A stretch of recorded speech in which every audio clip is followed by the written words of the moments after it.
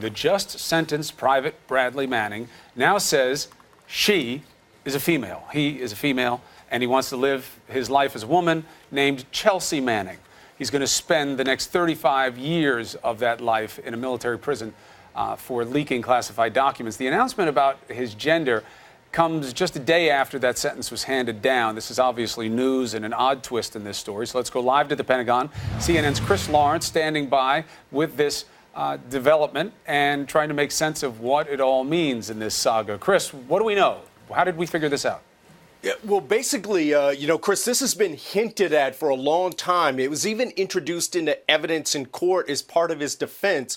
Several psychologists came forward and testified that they had diagnosed Bradley Manning with gender identity disorder or gender dysphoria, basically saying that he was in the process of wanting to transition to a woman, and that wasn't something you can do in the Army, especially deployed to Iraq. Now he seems to be coming all the way out and saying, I want to begin hormone therapy as soon as possible. I want everyone to refer to me as Chelsea Manning, not Bradley Manning. The problem with that is he's going to Fort Leavenworth, which has, there's no provision in the military prisons to undergo sex hormone therapy, much less a sex change operation. And so he's going to have some tough sledding there, although it is possible at some point he could petition to be transferred to federal prison.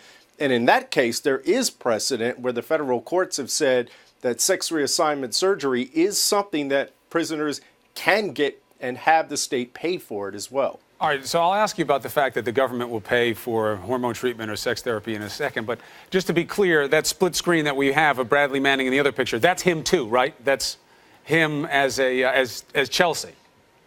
That's right. And okay. That was a picture that got introduced in evidence, basically him living as a woman in a wig and makeup and saying this is who he sees himself as. Okay, Chris. That's the confusion here, Chris, is that not that somebody makes this kind of decision in that life. We're getting more and more comfortable with hearing these stories all the time, but that we hadn't really heard about it here. You're saying it was hinted at as a defense, meaning it wasn't, I thought this was the best interest of the public, I thought that this was information needed to get out. It was that I was under some type of duress or some type of emotional disturbance?